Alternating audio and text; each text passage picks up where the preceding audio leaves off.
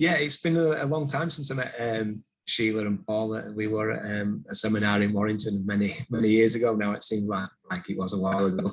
And we got talking and we got talking about the work that WDH do in terms of adaptations and how we approach adaptation services. So I don't proclaim to be a master of adaptations. I'm just working for an organisation who's very fortunate and well placed to develop and invest in these sort of services, which are much needed. So thank you for your time this afternoon, and I'll take you through some of the services that we offer.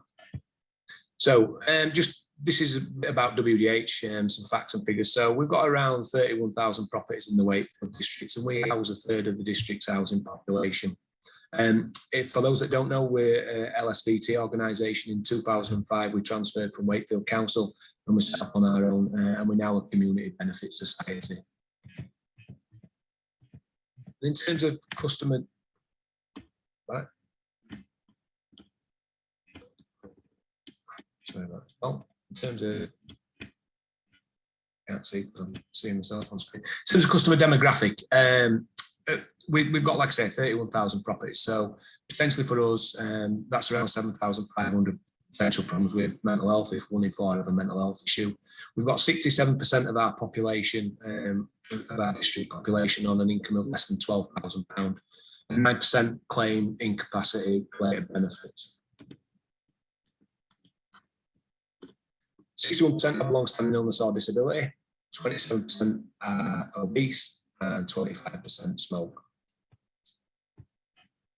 And for those that don't know, the Joint Strategic Needs Assessment and the Index of Multiple Deprivation in 2019, WDH was 54th, whereas in the previous survey in 2015 we were 65th. So obviously things have been getting worse in the population around the districts of Wakefield.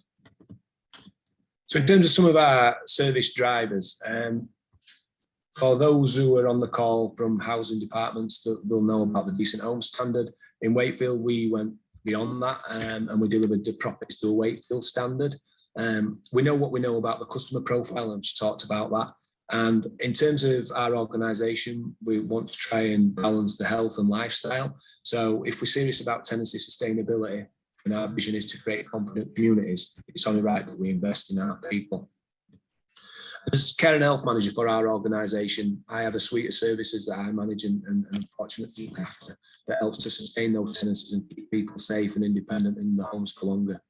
So we work with mental health trust, and I employ clinicians, mental health navigators.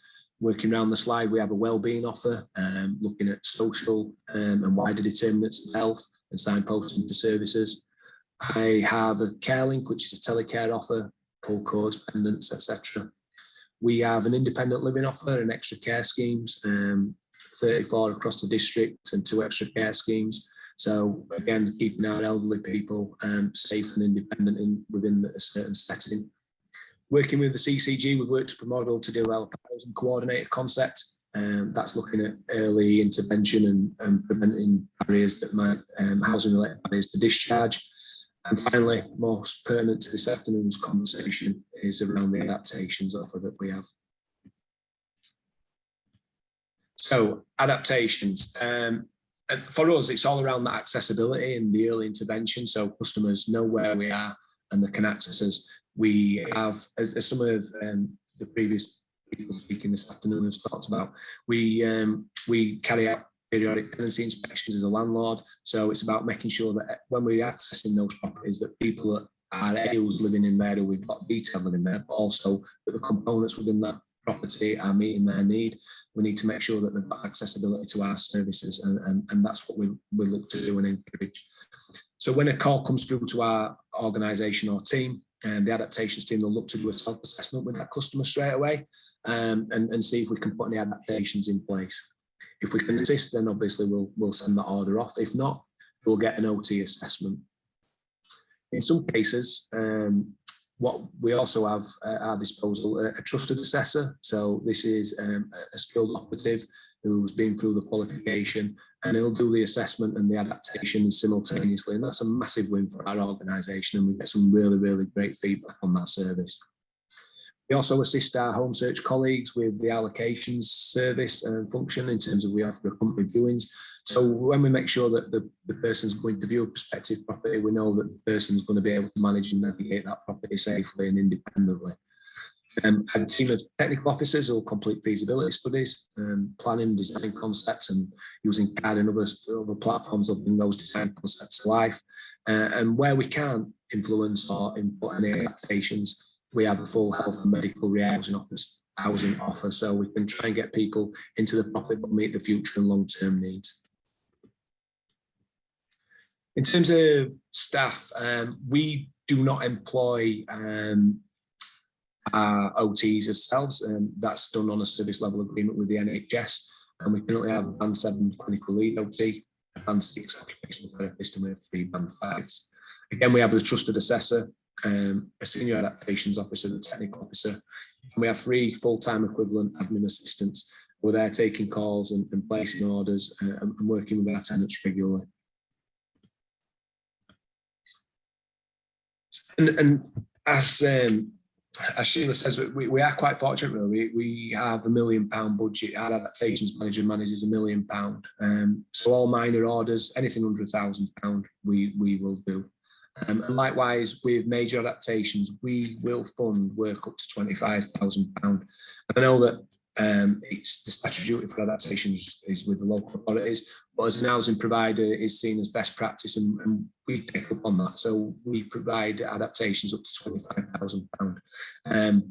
We work closely with the local authority on DFG requests. We have regular communication flows in terms of getting that certification across to them, landlord owners' consent.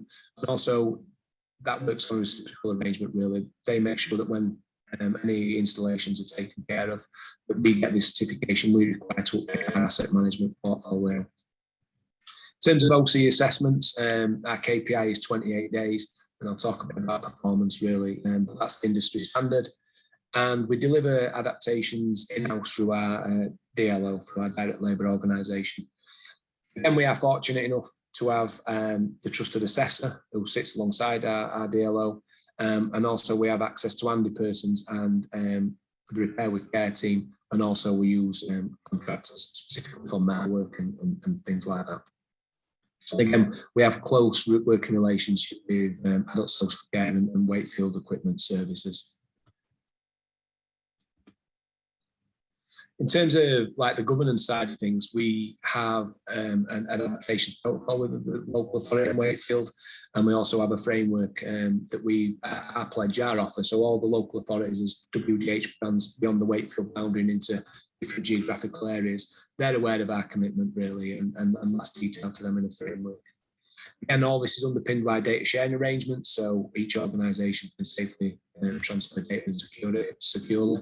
And also, we have regular case reviews, and that's with the local authorities and ourselves, just to ensure that the people who we are seeing will lead out on the minor works, the local authority might lead out on the major works, just to make sure that there's no crossover or there's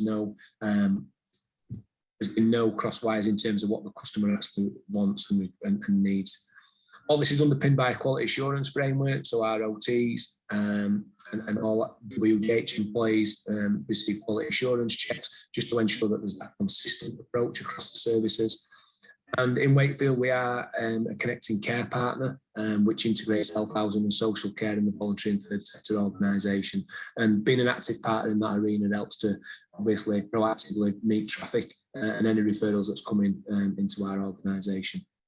And finally, we also have a service user group. So whenever any new products come online, obviously from the BFG roadshows, you'll see a lot of partners there. And we work closely when they get new technology, we like to show that to our customers and get their feedback and views before going through any procurement exercise and bringing those products or services into our suite of offer.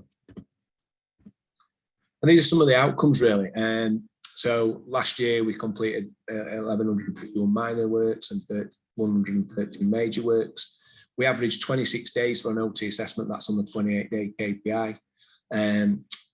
We delivered 253 health and medical priorities to customers wanting to move on to more suitable accommodation, and delivered 124 disabled facilities grant with the local authorities. In terms of outcomes measure as well, a lot of our work we focus on the so what, so we don't just talk in terms of numbers of how much we actually get through. We put a key emphasis on making sure that the customer is safe and well. So our therapists use a FOMS, which is a therapy outcome measure, and it looks to measure satisfaction across 4 areas, and those being, as you can see on the slide, the impairment, activity, participation, and well-being. We only get a little increase in impairment because ultimately it is the adaptation that we're delivering. It's not actually therapy work that will help them be more mobile. It should help them to live there independently. But because they have the adaptations around the home, it does allow them to increase the well-being and their activity, and also participation and engagement with other services. So again, across all those 4 metrics, we see an increase in outcomes. And I thought this slide really kind of underpins our model really that we adopt in Wakefield in terms of the innovation and the collaboration and the realisation. And starting with the innovation, it allows us to work on joint projects. So there might be issues that we have as a housing provider, and there might be issues that the NHS have. By working collectively, we can look at putting some solutions in place, and that gives us a unique selling point really for both WDH and Mid Yorkshire Trust who give us our OTs. Really, Sheila's alluded to it. It allows us to be an exemplar really in terms of housing provider. Again, it's not a statutory duty for us. It's just something that we do for the goodwill of our tenants. And obviously having that clinical expertise, that OT service for our tenants, it really is amazing. And ultimately it allows for that demonstration of whole system working housing professionals now in the acute setting. So we realise pressures that's in the hospital. So we've put a housing professional in their environment, and also again looking at reducing barriers to discharge. It's that full systematic approach that really allows for innovation. In terms of collaboration, it gives us that ongoing supply of adaptations and therapy services. I'm sure many people on the call will know that there's quite a bit of shortage of OTs at the moment.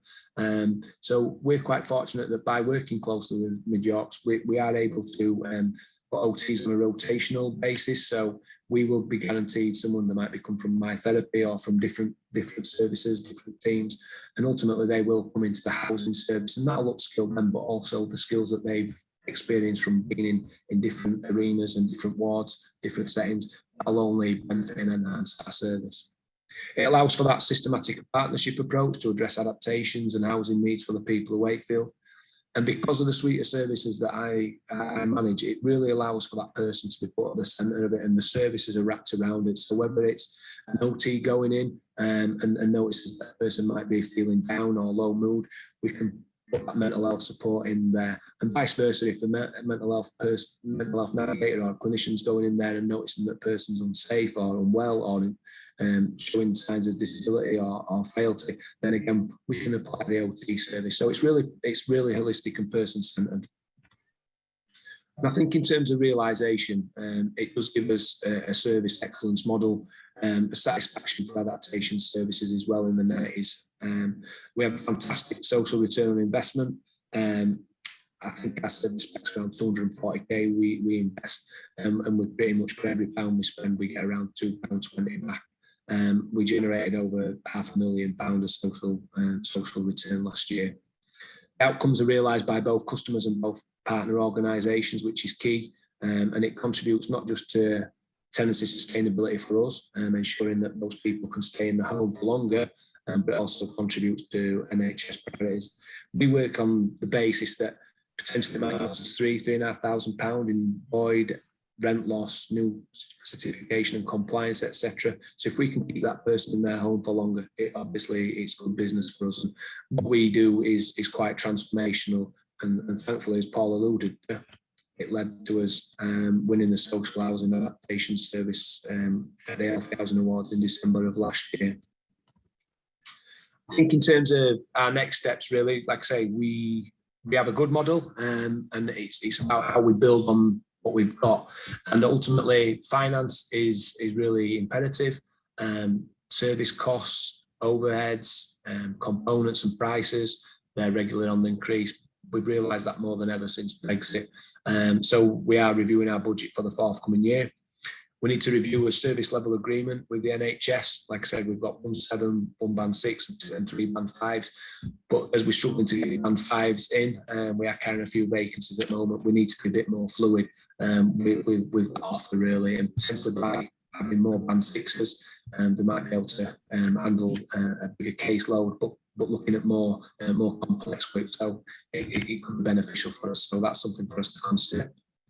We're currently exploring quantity surveying exercises so we can put together a financial envelope so it's off the shelf in terms of, so it cuts down any waste or time in terms of having customers applying for DFGs. If we know it's going to be under 25k, for example, if they need a single story extension or, for example, an outbuilding changing and putting a wet room in, for example, all that we're going to have all that cost appraised. So ultimately we can just say, yeah, as an organisation, we will run with that. Anything that does go over the 25k ceiling, we work closely with the local authority. They'll look for the DFG and we will gladly top up any funding that needs to be met. But again, in terms of efficiencies, we already purchased ramps, so we have our own stock of ramps that's held with our metal contractor, and we are looking at purchasing additional handrails, and that's something that obviously speeds up the process. So once a customer wants any metal work doing, if we've got the handrails in stock as opposed to having it measured, that will hopefully speed up the adaptation. We're looking to work with the Innovate Adaptable project, Foundations and Leeds Beckett and Azuka looked at a housing register, and I think that's really key for us. We know what components in some of our properties, but it would be really even better if we knew what was in all of our adapted properties. I think something like the adaptations register would be fantastic for us. And also we work closely with the strategic housing service at the local authority.